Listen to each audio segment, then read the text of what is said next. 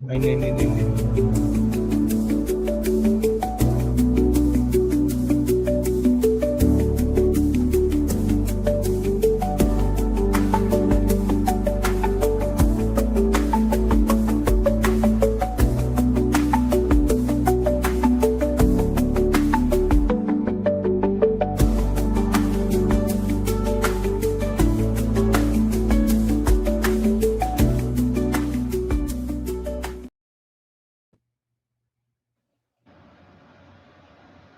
Good afternoon, everyone, and a warm welcome to the National Gallery of Modern Art, Bengaluru.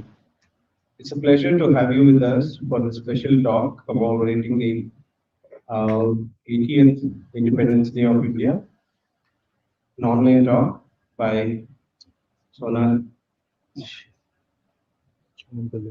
Sonal Kullar. Today's program invites us to think about some fascinating questions at the heart of modern Indian art. How do art and craft speak to one another? How have artists negotiated the boundaries between the two? And how have these conversations shaped our understanding of creativity, tradition, modernity, and freedom? Our speaker this afternoon, Professor Sonal Kullar, will take us through a series of important artistic experiments at Santiniketan, Delhi, Bombay, and Baroda. Our discussion will draw particularly on the ideas articulating by the celebrated artist and educator K.G. Subramanyan in his books, The Living Tradition, The Creative Circuit, and The Magic of Baking. We are especially delighted to welcome Professor Kular, whose scholarship has made significant contributions to our understanding of modern and contemporary art in South Asia. Professor Sonal Kullar is the W. Norman Brown Associate Professor of South Asian Studies in the Department of History of Art at the University of Pennsylvania. She is the author of the acclaimed book Worldly Affiliations, Artistic Practice, National Identity, and Modernism in India, 1930 to 1990, published by University of California Press, the editor of Old Stacks, New Leaves, The Arts of the Book in South Asia, published by the University of Washington Press. Her forthcoming work continues to explore compelling intersections between art, conflict, culture, anthropology, and the post-colonial reality. Conflict and collaboration in contemporary art from South Asia and fertile grounds, art, anthropology, and post-coloniality in 20th century India and Britain. We are truly honored to have her join us today and share her insights on the creative practices and intellectual histories that have shaped modern Indian art. Professor Kuller, thank you for being with us. We look forward to engaging and thought-provoking conservation. May I welcome you on behalf of National Gallery of Modern Art, Bengaluru, Ministry of Culture, Government of India. Ma'am, good evening. I request you to kindly take it up from here. Once again, welcome you. Good afternoon. Thank you very much, Darshanji, for that kind introduction. I'd like to express my deep gratitude to Director Francis, Curator Subarna Patro, and Deputy Curator Darshan Kumar Yu at the NGMA Bengaluru, as well as Assistant Curator. Start now. Can you hear me? We can hear you. We can hear you, ma'am. You continue this. Excellent. I'd like to also extend my thanks to Assistant Curator Shailendra Baghel and the entire team at NGMA Bengaluru for the kind invitation to present my work here today on the occasion of Independence Day. They've made excellent arrangements for technology and publicity, and I'm extremely grateful for their support. It's a great honor and pleasure to address the community gathered here through NGMA Bengaluru channels, given my long association with the museum and its collections. My doctoral dissertation and first book, Worldly Affiliations, were researched in galleries, libraries, canteens, auditoriums, conservation labs, and storage facilities at the NGMA New Delhi, Mumbai, and Bengaluru, and archives elsewhere in India, especially the art schools of Baroda and Santiniketan. A retrospective exhibition of Binod Bihari Mukherjee's art, curated by Professors Ghulam Mohammad Sheikh and R. Shivkumar at NGMA New Delhi in 2006, was a transformative moment in my career, informed my studies, and this lecture. I recently visited the NGMA New Delhi and encountered a couple of staff members who knew me as a student and who had worked in the director's office or as guards in the galleries. Most staff have now retired or been transferred. Raj Bahadurji and I exchanged news of art, culture, and society, much as in the old days. We remembered exhibitions, lectures, seminars, and tea breaks. He and other NGMA colleagues made my research possible, indeed pleasurable, as did many artists, critics, curators, and scholars who've extended their support over decades now with thoughtfulness and enthusiasm. I'd like to especially acknowledge Professor Shivkumar, Naveen Kishore, and Uma Subramanyan, trustees of the estate of KG Subramanyan, and Bhuma Padmanabhan, Haifa Mariam, Mahadev Mandal, and the trustees of the Mrinalini Mukherjee Foundation, whose vision and generosity have proven invaluable in creating spaces for art practice and art history, preserving works and ideas, and nurturing a tradition of making and thinking. Subramanyan and his teacher, Binod Bihari Mukherjee, would be immensely gratified by their efforts and by our assembly at a public institution to discuss the relationship between art, craft, and freedom. My lecture addresses concepts, methods, values, and problems that were important to these distinguished artists and intellectuals, and remain important in the present. I look forward to your questions following the lecture, and thereby to continuing and honoring a legacy of inquiry, exchange, debate, and expression, most apposite to the commemoration of the 80th year of our independence.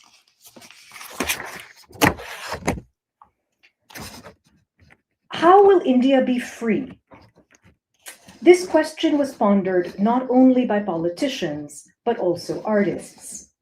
For KG Subramanyan, shown here, seated on the floor, along with works on paper and canvas in his studio in Baroda in 1962, art was a crucial means of self-determination and of individual and collective expression.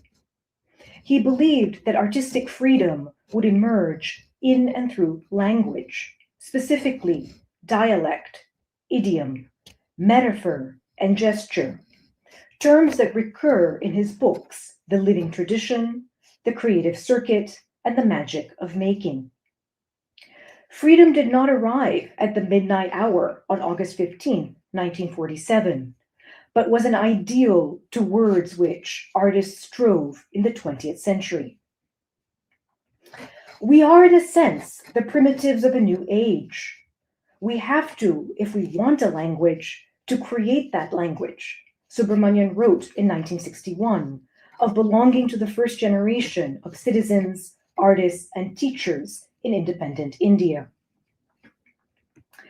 Through a long and varied career, he developed languages of freedom that rejected sharp dividing lines between the major and minor arts, as he put it in The Living Tradition. He proposed that India's art tradition had phenomenal linguistic breadth, with, quote, whispers and shouts, jargon and slang, and salty popular dialect and passages of refined poetry. Subramanyan used the term creative circuit to encapsulate movements within culture and between cultures, eclectic interactions which characterize the careers of Rabindranath Tagore, Abanindranath Tagore, and Nandalal Bose, for him, the most sophisticated artists in modern India. Circuitry, with its electrical connotations, conveyed his notion of art as communication, as wiring, rather than as commodity. Art not as thing, but expression, reflection, translation, and dialogue. In this lecture, I suggest how we might see creative circuits as characteristic of a range of artistic lives and works in India, as formal and social choices that emphasize mixing over purity and location over universality. My sense is that Subramanyan, who I met once at his home in Baroda in 2006, and whose bookshelves were works of art in themselves, would appreciate the act of making the singular plural, a creative circuit become many. At art schools in Baroda and Santiniketan, he taught students and colleagues to probe divisions and hierarchies inherited from the colonial period, chief among them the boundary between art and craft, emblematized in this image by the simple yet wondrous toys that Subramanyan would make for the annual fair of the Faculty of Fine Arts at Maharaja Sayaji Rao University in Baroda in the 1960s and afterward. Under British rule in India, art and craft were constructed as distinct, even opposed, realms of cultural activity. They came to be associated with modernity and tradition, village and city, and east and west, respectively. In the early 20th century, artists such as Jamini Roy were influenced by Mahatma Gandhi's ideas and embraced craft, tradition, and the village as symbols of the nation. A skilled academic painter trained at the Government School of Art in Calcutta, Roy set up a studio and workshop at his ancestral village of Beliatur, where he renounced oil painting, produced images in the Patchitra style, and cited traditions such as the terracotta sculpture and architecture of Bengal, of which you see examples on the left. However, his practice largely upheld colonial principles by treating art and craft as discrete, even mutually exclusive arenas of cultural production. And here I don't mean the term art and craft literally, but the associations that I've just mentioned, modernity and tradition, village and city, east and west. In Worldly Affiliations, I discuss artists who challenge these dichotomies, including Amrita Shergill, Maqbool Fida Hussain, K.G. Subramanyan, and Bhupen Khakkar. Their practice offered a critique of colonial art education and nationalist art movements, and formulated an aesthetics and politics for a post-colonial society. Of these artists, Subramanyan most directly addressed a legacy of colonialism and the promise of post-coloniality in and through institutions, art schools, universities, museums, and government agencies.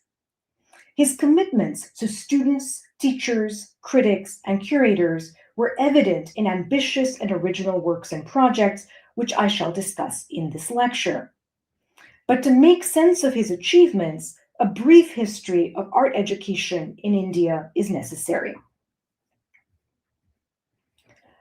From the 19th century onwards, British colonial authorities deemed Indians incapable of fine art and consigned them to the production of craft, which is to say, decorative or industrial goods, often for export to trade fairs and department stores in Europe, as studies by Tapati Thakurta, Partha Mittar, Arindam Datta, and Soloni Mathur have demonstrated. In colonial art schools in Bombay, Calcutta, Lahore, and Madras, established between 1850 and 1875, instructors focused on scientific drawing, copying, and design at the expense of figure drawing, originality, and expression. Indian artists were relegated to the position of workmen, a system visible in this sketch published in the Graphic in 1872, where John Lockwood Kipling, principal of the J.J. School of Art in Bombay, seen on the left, supervises his students while reading a book and standing next to a neoclassical bust and above a relief of acanthus leaves, signs of ancient Greek and Roman cultures and European civilization. This cerebral figure stands at a distance from the Indians around him who labor with their hands and tools. In 1875, Lockwood Kipling went on to assume the role of principal at the Mayo School of Industrial Arts in Lahore, where he aimed to, quote, revive arts now half forgotten and to discourage as much as possible the crude attempts at reproduction of the worst features of Birmingham and Manchester work now so common among natives, end quote. To that end, Lockwood Kipling's pupils took classes in woodwork, metalwork, jewelry, pottery, and engraving, studied historical architecture and traditional design, collaborated with lineage-based workmen and craftsmen, and supplied designs to other schools and manufacturers. By 1884, Lockwood Kipling came to express dissatisfaction with the success of the system he built, stating that the Mayo School was more of an atelier and less of a school, a cardinal fault to be remedied. In 1887, he wrote, quote, a school of art cannot well be conducted on the factory and jail system, so our earnings as a school must and ought to be limited, end quote. Nevertheless, the Mayo School largely functioned as a workshop rather than as an art academy during the colonial period. The art school in Madras followed a similar model to Lahore, while the schools in Bombay and Calcutta produced graduates who served as draftsmen, modelers, engravers, and lithographers for colonial surveys and construction projects, as these examples of student work from Madras, Lahore, and Bombay in the collection of the Victoria and Albert Museum in London suggest. Despite some exceptions to these rules and challenges from the artists of the Bengal School in the 1910s and 1920s, as well as figures such as Jamini Roy, this racialized, unjust system of dividing craft and art and Indian and European was still in place at most art schools when Subramanyan came of age in the 1940s. It served as the foil for his teaching, writing, thinking, and making. Indeed, Subramanyan's art and life embodied a creative translation of values and principles absorbed from India's freedom struggle, especially Mahatma Gandhi's views on nonviolence, Swadeshi, and Swaraj. For Gandhi, everyday life was a realm that had been colonized and could be reclaimed as the ground of freedom. His practice of wearing khadi and spinning thread is a classic example of this reclamation, a bodily act that was also a mental exercise, and an example of artfulness and everyday creativity, to use anthropologist Kiran Narayan's phrase. In her ethnography of women singers in Kangra, Narayan calls attention to creativity that can emerge in activities that might appear routine and even insignificant.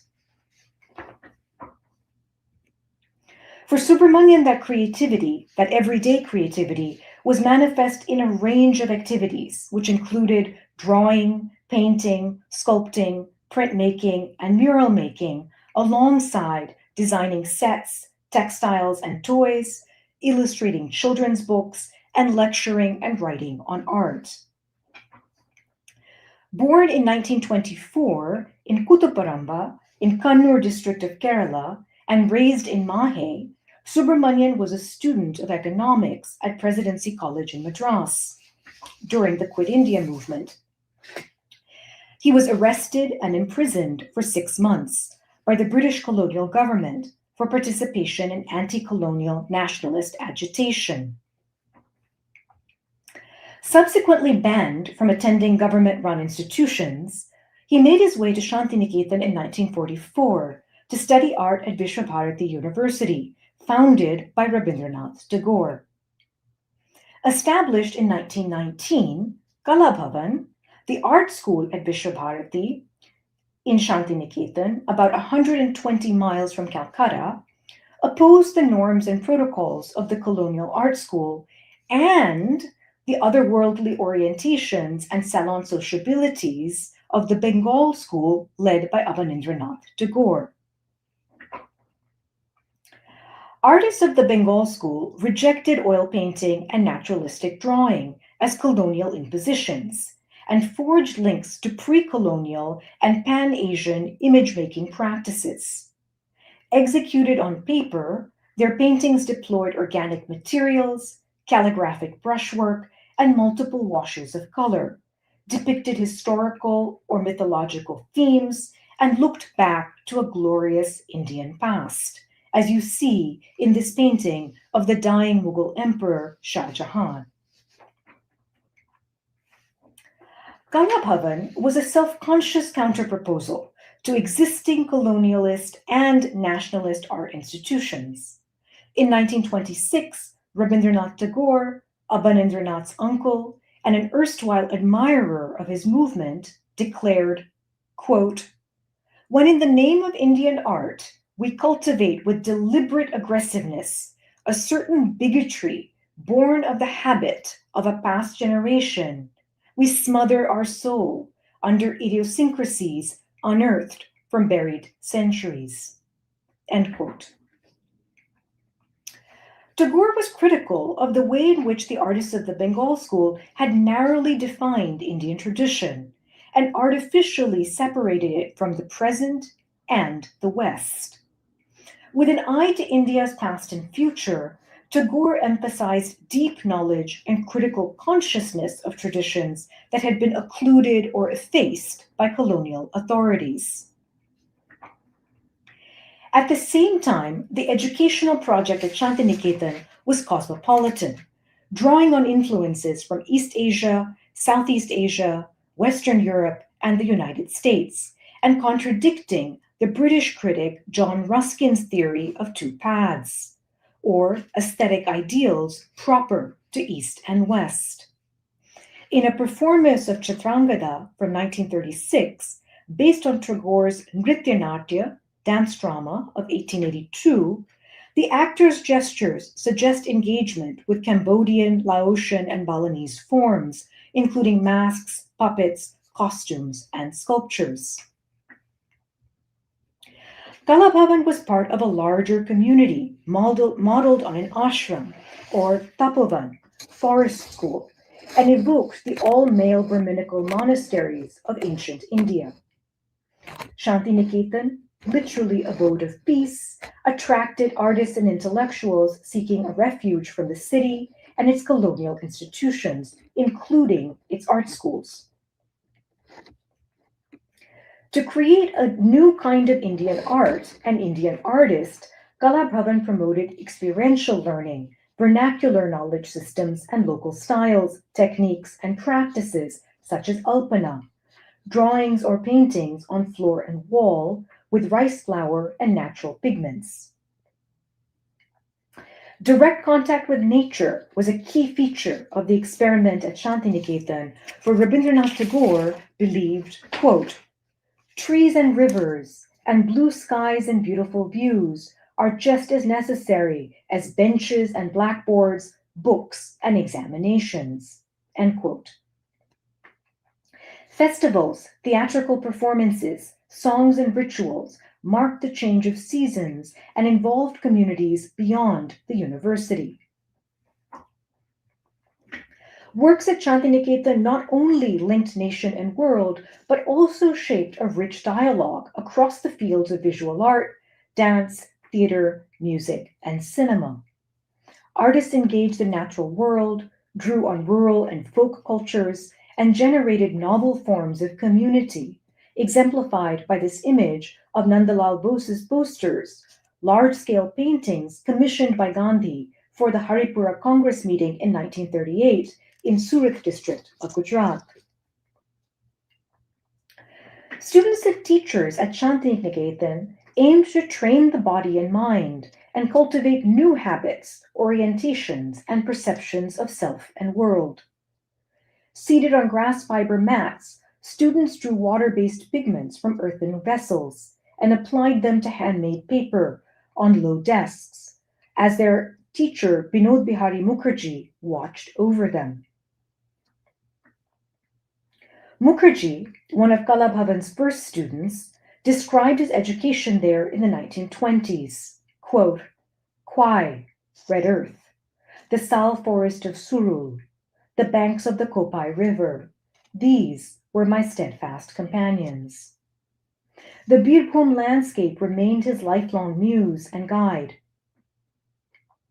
Visually impaired from childhood, Mukherjee lost his sight completely in 1957 after an unsuccessful cataract operation. Learning through touch and sight was a hallmark of his practice, as evident from this marvelous sculpture photographed by Nimai Ghosh during the filming of The Inner Eye, a 20-minute documentary film produced by the Films Division of India and directed by Mukherjee's former student, Satyajit Ray. According to Mukherjee, the imperative at Santiniketan was to be true to nature. In the 1920s and 1930s, when India's freedom struggle became a mass movement under Gandhi's leadership, artists interpreted truth to nature broadly. To draw from nature could be to draw on memory, as in Mukherjee's explorations of physical landscape.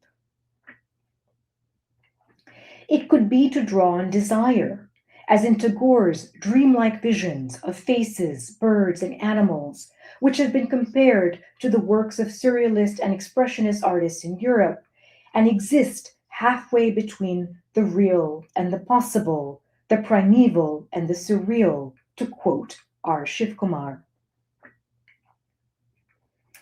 It could be to draw on the lifeways of rural and Adivasi peoples, as Ram Kinkar Baij did in his monumentalizing images of Santhal women, men, and children. A student, and subsequently a teacher at Kala Bhavan, Baij often worked with inexpensive or found materials and portrayed Adivasi peoples as heroic figures toiling in factories and fields. Standing barefoot on the earth, carrying heavy loads, and presented as an organic whole rather than as individuals, the members of Baij's Santhal family embody strength and vitality. For Baij and other artists in the 1930s, Adivasi peoples and cultures represented difference and freedom from ways of being, making, doing, and knowing in British colonial society. At Santiniketan, artists also committed themselves to building a model village and society, a microcosm of the independent nation to come, along the lines Gandhi had articulated for Gram Swaraj, or village reconstruction. Artists eschewed easel and embraced earth by attending to their immediate surroundings, reviving folk cultural practices, and working outdoors, on site, and close to the ground, as you see in this image here.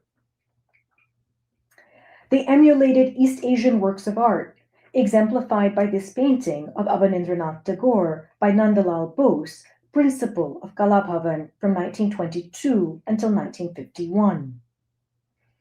Bose depicts his teacher as an Asian master, seated at a low desk, citing the legacy of Okakura Kakuzo and other guests of the Tagore family in early 20th century Calcutta, including the Nihonga painters Arai Kanpo, Hishida Sunso, and Yokoyama Taikan.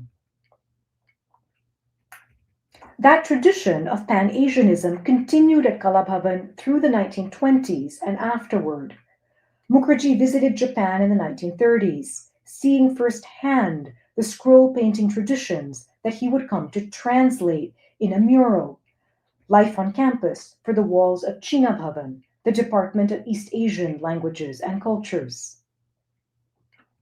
Mukherjee's mural, of which you see details on the right, represents the art school as an intellectual enterprise, unfolding as episodes between screens and sets, along the lines of literati painting. Bose's painting from the same period, Ashram, represents the art school as a physical encounter with trees, animals, plants, and Adivasi peoples. Both artists, Mukherjee and Bose, present the art school as a sanctuary or retreat from colonial norms and values, and as the testing ground for new kinds of collaboration and collectivity. Mukherjee's murals at China Bhavan laid the foundation for Lives of Medieval Saints, murals completed in 1947, the year of India's independence from British rule, and works that are widely regarded as his masterpiece. Featuring poets, singers, and storytellers, including Kabir, Surdas, Ravidas, Dadu, Ramanuja, and Guru Gobind Singh, who lived between the 7th and 16th centuries, promoted forms of popular devotion, or bhakti, and advanced a critique of caste hierarchy and other Hindu orthodoxies. This monumental work on 3 walls of the central hall of Hindi Bhavan, the Department of Hindi, measures 80 feet in length and 8 feet in height.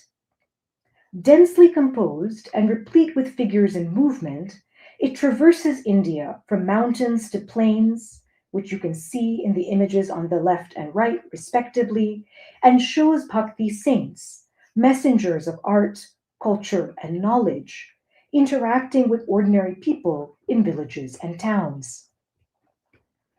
Assisted by his students, Mukherjee painted directly onto the wall without a cartoon, using his body as measure and working instinctively through the tension between filled in and empty space, as he put it. Subramanyan, one of Mukherjee's student assistants, described this work as a stupendous human pageant, from which the viewer obtains a great sense of flux.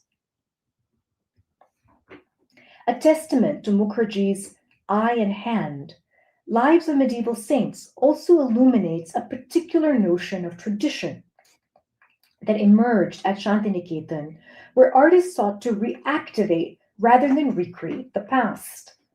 Mukherjee's murals were an innovation that cited historical examples of wall painting in India, not only the ancient paintings at the Buddhist cave site of Ajanta, but also more humble efforts in homes, streets, bazaars, and temples. It referred to Byzantine icons and Japanese scrolls. Extending toward the natural and built environment around them, these murals point to community as a living, growing, and changing project, not a static concept. In this community, the labors of the artist and poet, as well as the potter and weaver, would be celebrated. And I show you my own photographs here of the murals to give you some sense of how soft the color is and the sense of blur and flux that the viewer obtains while standing before these paintings. So in the community that we see in Lives of the Medieval Saints, the labors of the artist and poet, as well as the potter and weaver, would be celebrated. That vision of art and community was elaborated in Mukherjee's sketches, prints, and collages, which portrayed the jatra performer, massage boy, fisherman, textile printer, and carpet seller in everyday tasks and activities.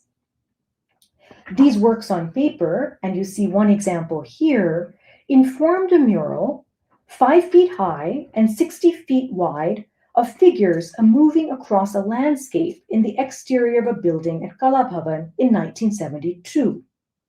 Working with assistants, one of whom you see here, Mukherjee, who was completely blind by then, prepared large-scale studies with paper in his studio, you see him at work here, and transferred these to wall with ceramic tiles manufactured in Purulia. He's being photographed in this photograph by Satyajit Ray, standing on the left. In the inner eye, Ray's film, he honors his teacher and an institution that fostered creative encounters and valued collective labors. The film is a loving portrait of an individual artist at home and at work. It is also a portrait of a community and its values and methods. Mukherjee's murals were an art that sought to be integrated with everyday life, not confined to an easel, studio, or salon. That art could remake self and society and yield freedoms in Santiniketan and well beyond. And again, my photographs, which are not excellent, but give you a sense of the light, the color, the scale, the expanse of these astonishing murals.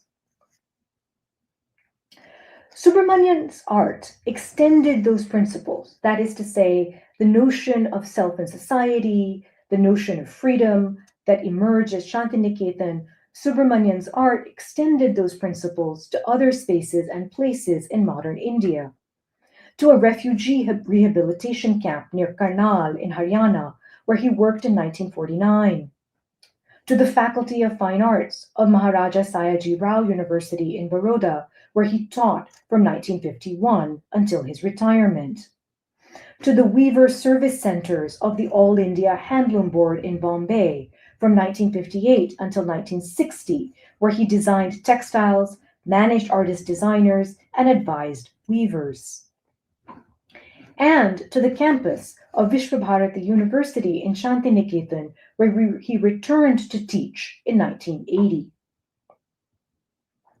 Subramanyan's artworks also came to occupy public buildings and special exhibitions in Lucknow, where his mural, based on Rabindranath Tagore's play, The King of the Dark Chamber, greeted visitors to the Rabindralay, a newly constructed performing arts venue in that city.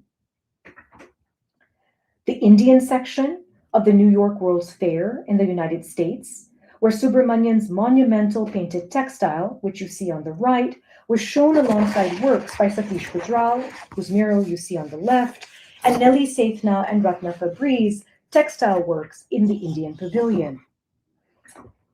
And to New Delhi, where Subramanyan's sandcast cement installation for Gandhi Darshan, a museum dedicated to Mahatma Gandhi and inaugurated on the occasion of his birth centenary in 1969, paid tribute to India's villages and craft traditions. Such projects in Lucknow, New York, Bombay, New Delhi attest not only to an ingenious bricolage or melding and joining of distinct types of cultural practice, but also a desire to make art accessible to a broad public, and not to have it be limited to displays in galleries and museums.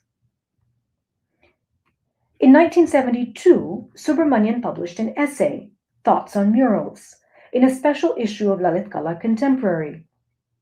He wrote, quote, "To strew art in the environment seems to be the only way of rescuing it from the crowded catacombs of culture that our museums are becoming." That issue of the journal was dedicated to India's mural movement, which involved figures from Satish Gujral and Sardari Lal Parashar to Maqbool Fida Hussain and Himmat Shah. The word mural, as it is used here, might be best understood as public art in contemporary terms, rather than painting on the wall per se. Murals in the 1960s and afterward included painting, sculpture, relief, and installation, such as you see here in Gandhi Darshan. They were intended to connect with built environments and social activities in Indian cities, towns, and villages, as Subramanyan, Gujral, and others explained. Gujral's murals in New Delhi utilized ceramics, glass, wood, and metal, possessed a clockwork, toy-like quality, and ornamented buildings including the Odeon Cinema in 1962, the Oberoi Hotel in 1964, the Rajdut Hotel in 1965, and Baroda House, the Northern Railway headquarters, in 1966, of which you see an image on the top right. At Shastri Bhavan, on the left, the building of the Ministry of Education in New Delhi, the artist's joyous ceramic tile figures in transmuted Mesoamerican shapes rose to the sky. Between 1952 and 1954, Gujral had studied with the artists Diego Rivera and David Siqueiros in Mexico City. His mural in New Delhi paid tribute to them and departed from their work. According to Gujral, interviewed by Uma Vasudev in 1972, his Mexican teachers had not fully understood murals as part of a total environment of social activity. I want to acknowledge this pair of images with a personal connection. My family, who is not connected in any way to the art world, has a connection to these buildings. My grandfather worked at Baroda House and my mother at Shastri Bhavan. So I remember them when I look at these works. Not far from Shastri Bhavan, a mural of cement, concrete, and pebble at Nirman Bhavan, the building of the Ministry of Urban Development, made by Gujral's former teacher, Sardari Lal Parashar, in 1964, fused mechanical and organic forms. Its design embodied a futuristic and utopian vision of art, science, and culture under one roof. In Bombay that year, 1964, Hussain painted the panoramic Bharat Bhagya Vidhata mural at the Tata Institute for Fundamental Research, a precursor of his Mahabharat paintings for the Biennale de Sao Paulo in 1971. In Ahmedabad, Himmat Shah produced abstract murals of brick, concrete, and cement in 1970. The Subramanyan was hardly alone or unique in wishing for art and life to come closer together, for people and environments to interact and communicate, as in the case of his mural at the Jyoti Limited Research and Development Building in Baroda in 1974.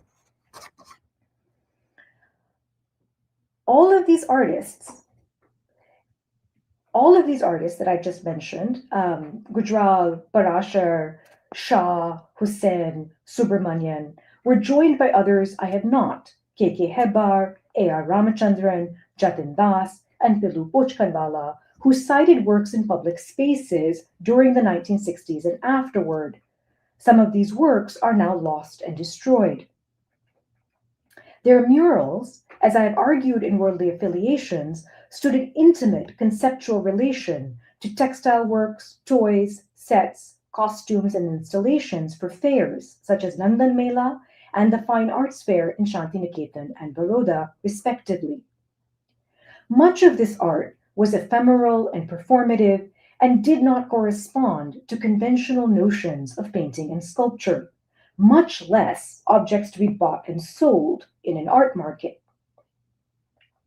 It spoke instead to what Subramanyan termed the living tradition, a dynamic relationship between art and crafts that would sustain a national modernism, as suggested by his monumental work, War of Relics, shown at Documenta, a major international exhibition of modern and contemporary art, in 2017. Subramanyan's experiments with scale, surface, texture, and pattern, emblematized by the toys and these large-scale works, enacted, or reenacted, he might say, complex intermedial relations of the visual arts, theater, music, and dance. His modern art hinged on notions of play, performance, and process specific to India's rich and diverse cultural traditions, evident in its folk and craft practices that had survived into the present despite histories of colonialism and capitalism. Through his works and words, Subramanyan encouraged close attention to the social context and function of art, as a means to inventing an art language for which there were no existing models. Artists would come to languages of freedom, My phrase, not his. Artists would come to languages of freedom on individual terms by cultivating historical awareness and visual perception, as suggested by his vibrant black and white mural on the facade of the design department at Kala Bhavan from 1990. These languages would combine art and craft, practices which were separated by caste, tribe, class, and gender, as well as formal vocabularies and grammars.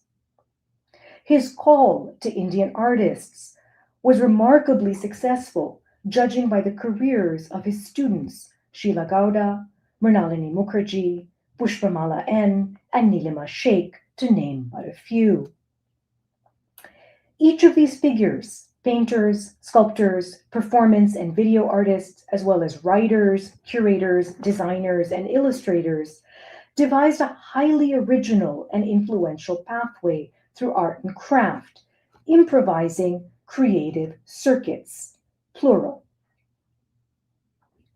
Sheikh has written of Subramanyan, quote, his ideas made it possible for me to think in terms of non-Western traditions, to think about painting in South Asia beyond oil painting on an easel, end quote. Upon observing his practice and pedagogy, students understood that the onus was on language, Sheikh claimed. Her teacher saw painting, sculpting, and crafting as the transformative act, she reflected. His theories arose from a praxis, from what he might call the magic of making.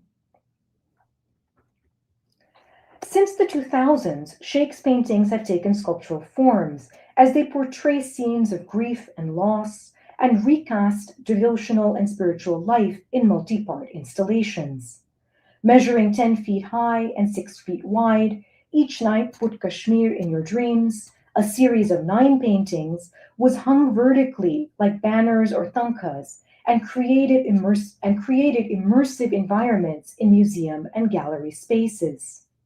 The paintings were inscribed with text and Latin script, ornamented with stencil designs, and referred to cultural transactions on the Silk Road over millennia. Terrain, carrying a cross, leaving behind, a series of paintings in Kasain tempera on 16 canvas scrolls with wood and metal support, resembled a screen turned prayer room, and recalled the functions of a caravanserai, Sufi shrine, and graveyard. At once canopy and shelter, this work offered a space for history and memory, and bore allegiance to a tradition of diversity, tolerance, cultural exchange, and coexistence. Mrinalini Mukherjee rejected pedestals and materials such as metal, stone, and wood, and created sculptures from sun or Indian hemp fiber and sisal, aiming to represent nature through artifice, as she put it. Pari and Yogini, both of 1986, shown in Phenomenal Nature, an exhibition of her work at the Met Breuer in 2019, conjured animals, plants, spirits, and rituals in forest and field. Sheila Gowda has used wood, rope, cow dung, and found objects, such as star drum sheets and granite grinding stones, to create installations and environments that are at once magical and mundane. At the Kochi Muziris Biennale in 2012, she and Christoph Storz scattered 170 grinding stones to sea, marking a passage from the old to new. Used to prepare food in households across India, these stones had been rendered defunct by modern technologies, yet they refused to disappear. The artist arranged them to extend from the gallery to the jetty, as if enacting ritual immersion or ceremonial procession. Gowda's interest in vernacular knowledges and everyday life, inventiveness with visual forms and structures, and investments in ordinary, humble, and inexpensive materials, in short, a post-colonial art language, are shared by Pushpamala, whose works have a very different character. She has created sensual, clever, playful, and deadly serious photo performances drawing on popular cultures, especially cinema, theater, photography, and calendar art. In Flirting, after 1990's Kannada film still, the artist poses as a schoolgirl like figure, shown on the left, with a stainless steel tiffin box alongside a middle aged man who holds out a plastic rose. A bottle of beer and snacks for two in the background suggest that they are in a hotel room. What seems like a scene of coy seduction may be more complicated than that. This work restages a film still from Saubhagya Devate, Gods of Good Fortune of 1995, directed by Om Sai Prakash, and reveals the artist's fascination with the relationship of original and copy and technologies of reproduction, mechanical and otherwise. Notwithstanding the critical acclaim she has received for such works, Pushpamala remains committed to making sculptures in the shape of pigs, dogs, girls, books, copperplate inscriptions, and wooden sandals, as in the case of this installation at the exhibition This Night's Bidden Dawn at 24 Jor Bagh in New Delhi in 2016. Labyrinth presented a ring of burned, charred padukas, flat wooden footwear with a single toe knob or peg, worn by ascetics, saints, and gurus who preach nonviolence. Placed on a white pedestal, these objects created a space of death and mourning. Like Sheikh, Gowda, and Subramanyan, Pushpamala critiques violence and division in contemporary India using materials and iconographies from her immediate surroundings and with specific social and cultural references. For these artists, as for Binod Bihari Mukherjee, Ram Kinkar Pej, Rabindranath Tagore, and Nandalal Bose, languages of freedom must address unfreedom.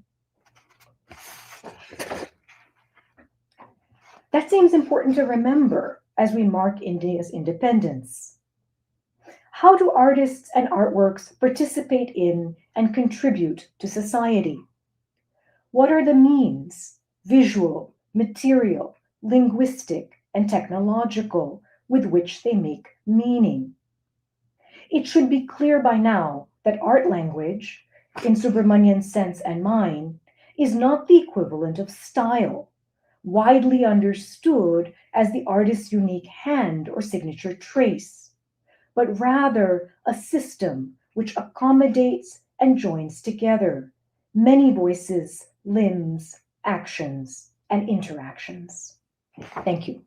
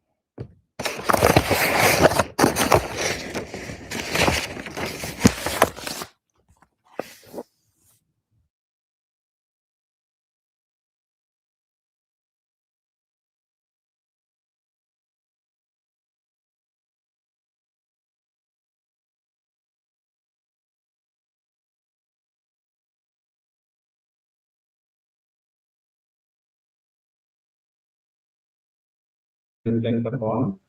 You have helped us to look at the relationship between art and craft not as a fixed boundary, but as a dynamic and creative circuit.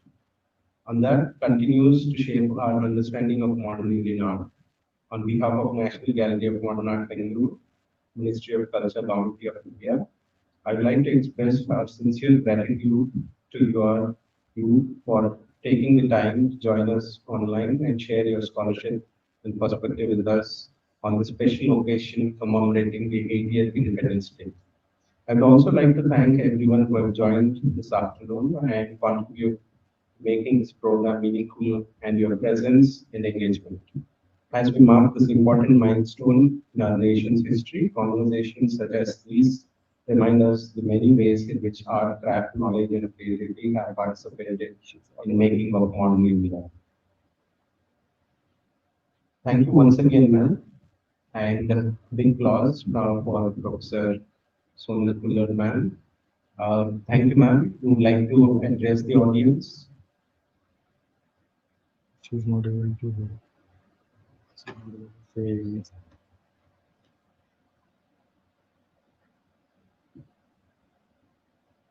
So, thank you, ma'am. Thank you once again.